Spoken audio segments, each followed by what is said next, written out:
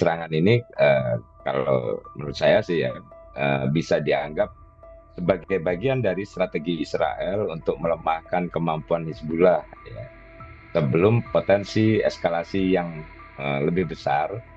Fakta bahwa pager ini diledakkan secara massal ini menunjukkan bahwa Israel ya kalau memang konfirmasi ya itu ya ini sudah mengembangkan metode canggih untuk menyerang infrastruktur komunikasi lama gitu ya, Iya, yang sebelumnya dianggap aman oleh kelompok-kelompok seperti Hizbullah ini. Ya ini sebenarnya juga menandakan adanya langkah besar dalam perang elektronik maupun perang cyber gitu ya.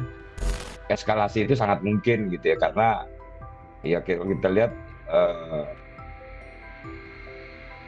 pendukung Hizbullah misalnya ya Iran, terus kemudian eh, Rusia gitu sudah mengutuk keras apa namanya serangan itu, serangan elektronik ini. Kemudian eh, Israel juga semakin apa namanya apa, tidak mengendorkan serangan begitu ya. halo Tribuners, program On Focus Tribun News kembali menjumpai Anda bersama saya Tini Ausin. Gelombang ledakan misterius terjadi di Lebanon. Insiden ini terjadi setelah Israel diduga menyabotase dan meledakkan pager dan walkie-talkie Hizbullah yang menyebabkan ribuan orang terluka. Apakah ini menjadi alarm bahaya bagi konflik Israel-Hizbullah? Saya akan membahasnya bersama pengamat militer Khairul Fahmi yang sudah tersambung dengan kami melalui Zoom. Halo, apa kabar Bang Fahmi? Alhamdulillah baik. Baik, terima kasih sebelumnya Bang Fahmi sudah bergabung dengan kami di Tribunon Fokus hari ini. Bang, sebelumnya ini melihat insiden di Lebanon baru-baru ini, apa alasan kemudian Israel menyabotase dan meledakkan ribuan pager dan walkie-talkie milik Hizbullah? Apakah ini menjadi salah satu upaya untuk kemudian melemahkan anggota Hizbullah begitu? Iya, iya saya kira apa namanya kita harus melihat memang latar belakang dari serangan pager ini. Kalau kita lihat kan beberapa waktu yang lalu Perdana Menteri Israel Benjamin Netanyahu itu kan mengumumkan perluasan tujuan operasi militer Israel ya dari Ya. Gaza ke Hizbullah di perbatasan utara Lebanon itu ya. Nah, jadi serangan ini kalau menurut saya sih ya bisa dianggap sebagai bagian dari strategi Israel untuk melemahkan kemampuan Hizbullah ya, sebelum potensi eskalasi yang lebih besar terjadi di wilayah perbatasan ini Lebanon ini. Hmm. Selain itu ya melumpuhkan infrastruktur komunikasi ya, eh, ini bisa memberi Israel keuntungan strategis ya dalam konflik yang memang sudah lama apa namanya terjadi antara Israel dan kelompok-kelompok bersenjata yang didukung Iran di Lebanon dan Gaza. Jadi apa namanya ini serangan ini sebenarnya bukan bukan apa yang disebut sebagai kejutan strategik ya, tapi walaupun apa namanya kemudian ini memang tidak disangka ininya ya apa namanya yang disasar itu pager begitu ya, terus secara apa namanya secara masif uh, serentak gitu, tapi sebenarnya Israel juga sudah memberi sinyal ya akan memperluas apa medan medan perangnya gitu ya, terus kemudian juga sedang berupaya memperlemah kemampuan Hizbullah gitu. Jadi tanda-tandanya sudah ada dari awal, cuma bentuk serangannya yang mengejutkan. Iya. Berarti ini sebenarnya awal dari serangan Israel ke Hizbullah karena tadi ya Perdana Menteri Israel sebenarnya sudah memberikan kemudian tanda bahwa akan meluas serangannya kepada Hizbullah Hmm. begitu ya Bang. Iya, Kemudian apakah pager dan walkie-talkie ini kemudian menjadi alat elektronik yang penting bagi Hizbullah sehingga ini menjadi target yang mesti dimusnahkan oleh Israel begitu Bang Fahmi? iya, pager ini walaupun apa namanya perangkat komunikasi yang relatif kuno ya, tapi masih digunakan oleh Hizbullah karena keunggulan tertentu dalam hal keamanan gitu ya dibandingkan dengan ponsel atau HP gitu. Pager dianggap lebih sulit dipantau oleh teknologi pengawasan modern ya.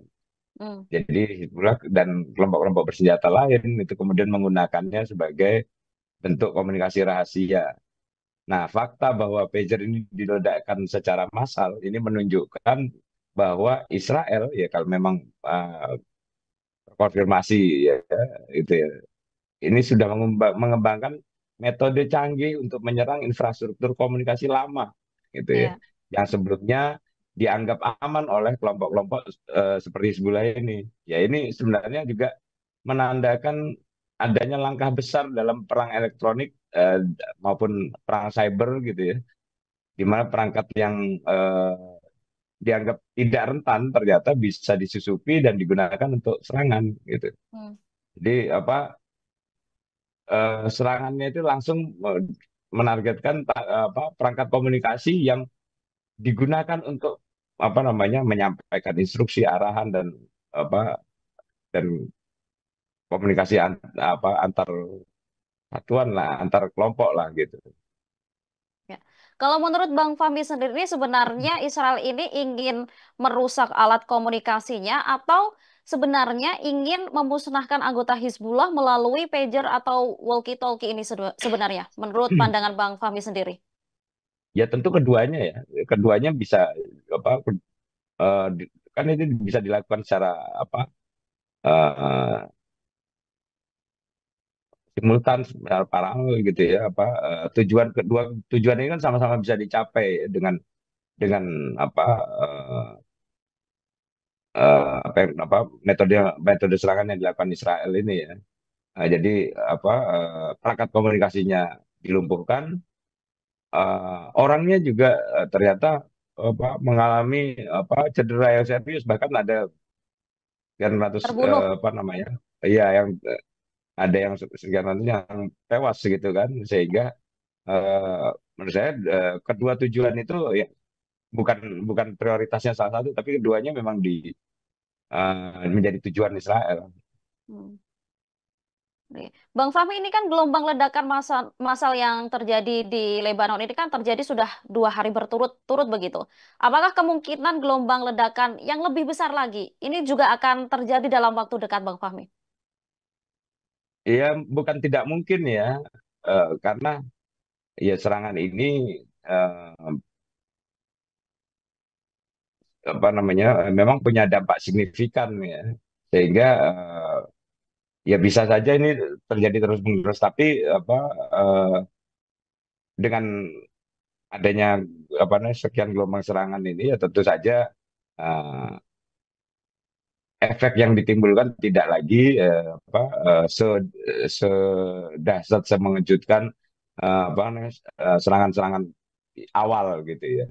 Ya. Kalaupun dilakukan sekarang ya itu tujuannya bukan lagi eh, supaya ada korban jiwa, tapi lebih pada upaya melumpuhkan perangkat komunikasi Hizbullah ini. Hmm. Oke. Baik, dari pandangan Bang Fahmi sendiri, adakah potensi kemudian perang besar di Timur Tengah setelah serangan Israel ke Lebanon tersebut? Hmm. Ya tentu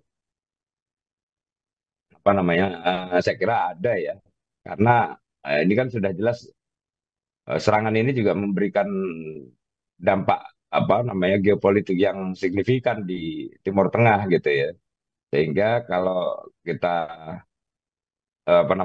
melihat apakah ke depan akan ada eskalasi gitu ya, ya, ya tentu eskalasi itu sangat mungkin gitu ya, karena ya kita lihat eh, pendukung Hizbullah misalnya ya Iran, terus kemudian eh, Rusia gitu sudah mengutuk keras serangan elektronik ini, kemudian eh, Israel juga semakin tidak mengendorkan serangan gitu ya. Ini mungkin terjadi, tapi karena ketidakseimbangan teknologi ya antara eh, Hezbollah dan Israel, ya saya kira apa namanya kemungkinan respon Hizbullah itu akan bersifat lebih konvensional gitu ya. Hmm. Misalnya serangan roket, infiltrasi militer ke wilayah Israel itu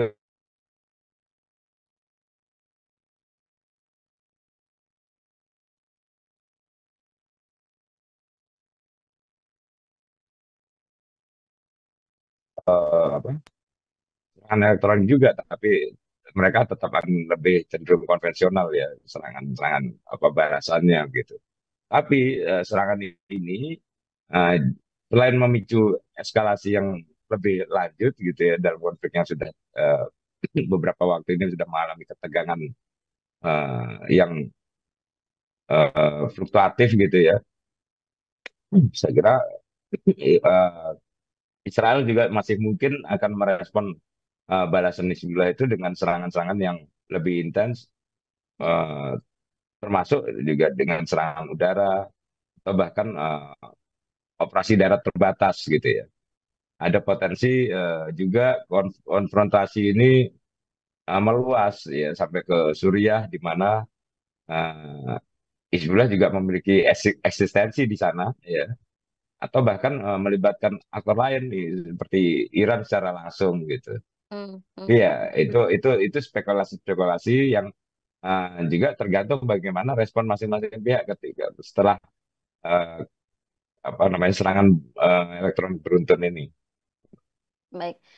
Tapi Iran kemarin kan sudah mengancam Hmm. sebelumnya akan membalas kemudian kematian Ismail Haniyeh sebelumnya. Tapi sampai detik ini pun juga belum meluncurkan serangan balasan begitu. Apakah dengan diserangnya Israel menyasar alat elektronik Hizbullah ini, Iran akan kembali mengeluarkan ancaman dan eh, meyakinkan akan menyerang Israel begitu, Bang?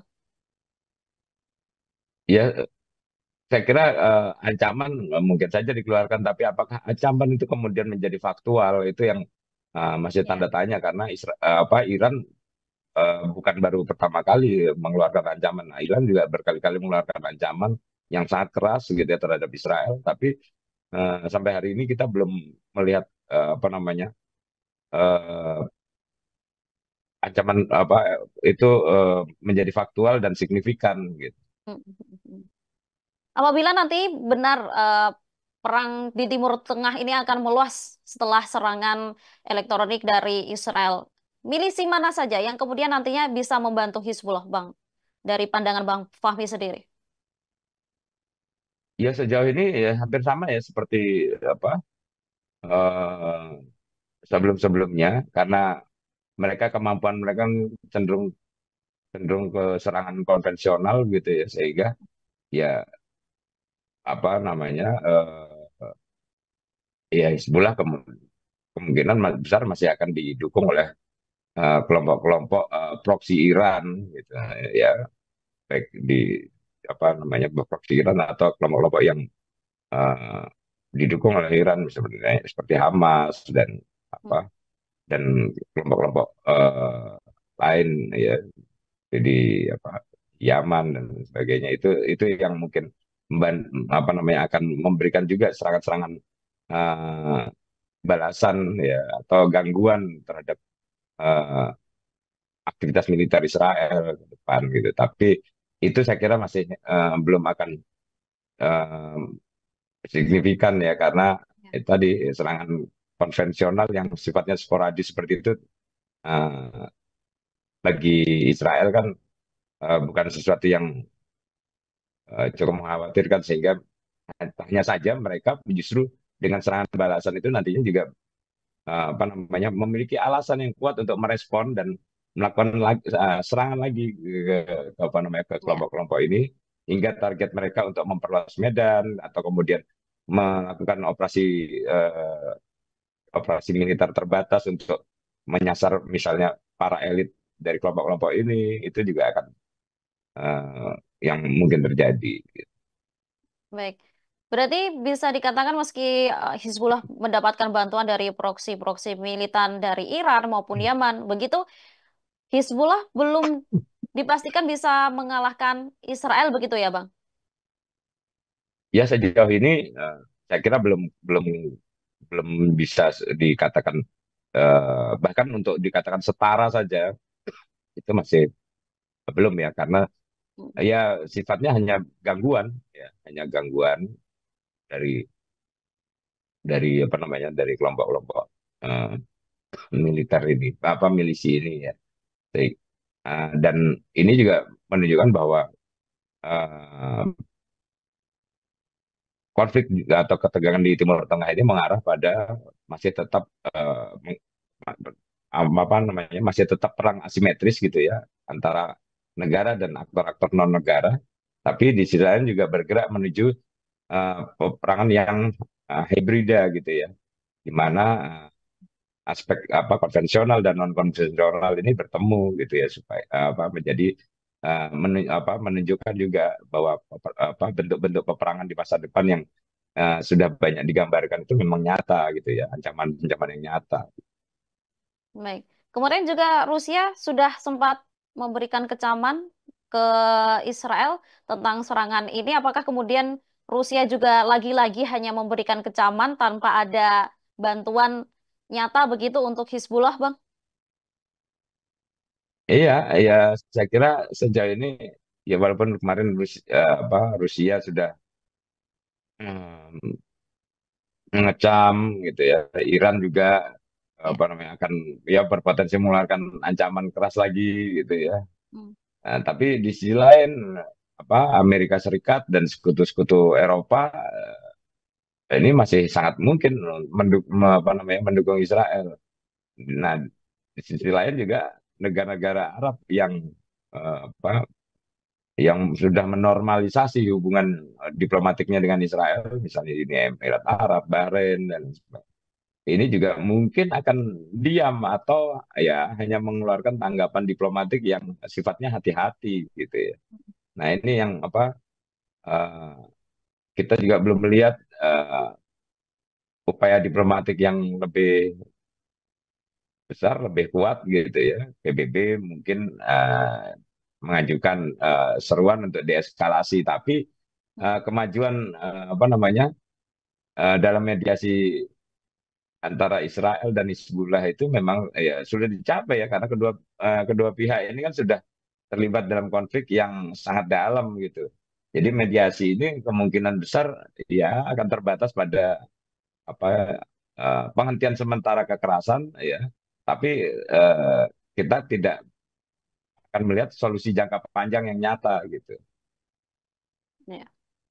Iran kemarin sudah bersumpah menyerang, tapi tidak juga meluncurkan serangan. Kemudian Rusia juga hanya memberikan ancaman-ancaman atau mengecam-mengecam saja. Sebenarnya apa yang kemudian menjadi landasan mereka untuk tidak atau apa istilahnya ya, untuk tidak menyerang langsung ke Israel saat ini tuh apa, Bang? Ya karena mereka apa nih sebenarnya juga sama-sama berhitung ya mengkalkulasi eh, apa namanya keuntungan dan kerugian dari apa dari eskalasi yang mungkin terjadi gitu ya. Jadi sejauh ini eh, memang apa namanya kalau Iran lebih cenderung menggunakan proksi-proksinya untuk apa namanya untuk merespon untuk melakukan tindakan militer yang signifikan gitu ya. Tapi kalau apa namanya mereka terlibat langsung, misalnya Iran melakukan apa serangan secara langsung yang apa yang sifatnya signifikan begitu atau tindakan militer yang lebih besar, ya ini mereka harus mengkalkulasi apa namanya, apakah ini lebih menguntungkan atau merugikan bagi mereka gitu ya. Apalagi apa namanya satu serangan saja langsung oleh serangan terbuka oleh Iran ya ini bisa memicu konflik kawasan yang melibatkan aktor-aktor internasional gitu ya. Ya. Nah, apakah apa namanya Iran apa namanya misalnya ini apa namanya melihat ini sebagai sebuah keuntungan, kalau sebuah keuntungan dia akan melakukan serangan, kalau ini merupakan kerugian ya dia akan menahan diri. Nah masalahnya kan perang itu tidak akan mungkin tidak mungkin terjadi jika kedua belah pihak ini pada posisi yang setara. Ya. Mm-mm. Inisiatif menyerang itu lebih lebih mungkin muncul dari pihak yang meyakini dirinya berpotensi menang lebih besar gitu ya. Jadi kalau apa eh, dalam konteks ini ya saya kira selama Israel masih melakukan operasi militer yang sifatnya terbatas, tidak ofensif terbuka begitu, Mm-mm. ya eh, potensi eh, ketegangan yang lebih besar hingga mungkin perang terbuka itu pecah di Timur Tengah itu masih kita bisa lihat potensinya kecil hari-hari ini. Hmm. Oke, baik. Ini sebelumnya Hizbullah juga mengancam akan membalas kematian pemimpin pemimpin politik Hamas Ismail Haniyeh begitu selain Iran kemarin. Tetapi setelah ledakan besar-besaran hingga melukai lebih dari 2.500 orang yang karena disebabkan karena ledakan pager ini, apakah itu artinya rencana Hizbullah untuk menyerang Israel itu terhambat? Terhambat. Iya, ya terhambat itu bukan sekedar apa karena mereka apa namanya belum melihat ini karena gangguan disrupsi yang dilakukan oleh Israel kan gitu ya. Ya Mm-mm. misalnya seperti ini serangan pager ini sudah sebagai eh, bukan sekedar apa namanya provokasi tapi juga eh, gangguan yang dilakukan Israel untuk melemahkan eh, kekuatan Hizbullah ya karena dengan apa namanya dengan menunjukkan bahwa perangkat komunikasi mereka bisa diserang ya ini kan sekaligus juga apa akan menunda rencana-rencana Hizbullah yang mungkin sedang dimatangkan gitu ya terkait bagaimana mereka merealisasikan ancaman-ancaman yang mereka lontarkan beberapa waktu yang lalu gitu ya. Tapi karena perangkat komunikasinya apa di diserang seperti ini ya tentu mereka harus memikirkan juga sekarang apa namanya bagaimana mereka um, menata ulang jaringan komunikasi mereka di masa depan. Gitu. Mm-mm. Dan ini tentu akan menunda apa ancaman-ancaman atau serangan balasan. Baik. Nanti jika seandainya tindakan Israel ini memicu perang besar di Timur Tengah, meskipun tadi dibilang Bang Fahmi kemungkinan itu kecil begitu ya, tapi kemungkinan untuk serangan tetap ada begitu. Apakah ini juga akan berpengaruh ke negara lain termasuk Indonesia begitu, Bang? Iya, kalau kita bicara pengaruh ke negara lain ya dalam konteks yang lebih luas konflik ini tentu pertama Pak mempengaruhi dinamika politik di Timur Tengah ya terutama eh, negara-negara Arab yang baru saja menormalisasi hubungan dengan Israel tadi yang saya sampaikan. Hmm. Arab Saudi, Uni Emirat Arab, Bahrain mungkin menghadapi tekanan domestik untuk memutuskan hubungan dengan Israel kalau konflik ini meningkat. Nah, di sisi lain juga Iran mungkin menggunakan serangan ini sebagai alasan untuk meningkatkan pengaruhnya di kawasan gitu. Nah, tapi kalau konteks apa namanya di luar itu ya ya selain apa namanya ini nanti bisa meluas ya ketegangan ini bisa meluas ke wilayah-wilayah lain ya eh, keterlibatan aktor internasional tadi juga saya sudah singgung Rusia dan Amerika ya ini bisa juga memicu konflik regional dan itu apa namanya juga berarti mengundang keterlibatan negara-negara uh, yang selama ini cenderung pro Hizbullah gitu ya, untuk terlibat juga akhirnya. Nah kalau Mm-mm. diperluas lagi ya diperluas lagi sampai dengan katakan keterkaitan dengan posisi Indonesia. Kalau saya kira kalau Indonesia tidak akan terdampak langsung justru eh, apa yang terjadi di apa di Lebanon ya hari-hari ini menunjukkan ini apa namanya isu yang sedang berkembang di Indonesia beberapa waktu ini terkait apa wacana pembentukan angkatan cyber ini relevan dan ini juga sekaligus apa yang terjadi di Lebanon ini juga sekaligus menunjukkan bahwa ya urgensi pembentukan angkatan cyber itu eh, nyata gitu Diperlukan ya. begitu ya. Walaupun ya memang apa namanya angkatan cyber itu diperlukan walaupun Indonesia tidak perlu tergesa-gesa untuk menyiapkan itu, tapi ini harus didesain dan disiapkan secara matang ya supaya Pak ketika katakanlah apa namanya digitalisasi ini makin meluas dan apa namanya menyangkut juga apa namanya banyak aspek apa namanya kehidupan dan aktivitas masyarakat gitu ya. Itu ini memang angkatan cyber ini menjadi sesuatu yang penting dan apa namanya harus direalisasikan. Baik.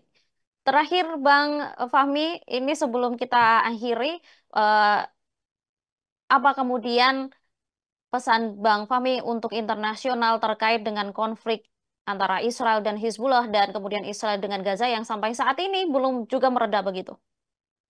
Oke, ya kalau eh, apa namanya menurut saya ini apa namanya harus dilihat juga sebagai eh, tragedi kemanusiaan ya bagaimanapun walaupun targetnya adalah menyerang komunikasi lawan ternyata korbannya juga eh, luar biasa dan tentu saja ini harus disikapi gitu ya secara internasional bahwa eh, serangan-serangan ini apa namanya di mana apa teknologi modern digunakan eh, apa, untuk menghadap apa untuk melakukan serangan yang lebih dahsyat gitu ya eh, lebih dengan daya rusak yang luar biasa ini apa ini harus bisa apa namanya bisa dikendalikan gitu ya supaya jangan sampai eh, ini kemudian menjadi ancaman yang lebih besar bahkan dari perang konvensional gitu ya sama seperti kita sudah mungkin sudah apa namanya tidak-tidaknya sudah bisa membatasi atau mengendalikan ya eh, penggunaan apa nuklir ya eh, senjata nuklir untuk serangan-serangan apa untuk peperangan eh, yang konvensional begitu ya. Terus kita juga sudah bisa mengendalikan penggunaan apa namanya senjata biologi, senjata kimia gitu ya. Itu sudah bisa kita kendalikan. Nah, sekarang ini yang terkait dengan perang elektronik, perang cyber ini tentu harus juga apa namanya ada upaya-upaya untuk bisa mengatur dan mengendalikan potensi-potensi serangan yang daya rusaknya tidak terukur seperti itu. Baik. Terima kasih Bang Fahmi sudah bergabung dengan kami di program On Focus Tribun News hari ini. Kita harapkan nanti konflik antara Israel dan Hizbullah tidak meluas karena tentunya akan banyak kerugian yang dihasilkan jika perang terus berlanjut begitu ya Bang ya. Ya, Baik, betul. Kita berharap tidak apa namanya tidak berlanjut dan menimbulkan eskalasi yang luar biasa. baik. Sekali lagi terima kasih Bang Fahmi. Demikian Tribun News, obrolan saya bersama pengamat militer Khairul Fahmi. Sampai jumpa di program On Focus Tribun News selanjutnya. Sampai jumpa. Download Tribun X sekarang. Menghadirkan lokal menjadi Indonesia.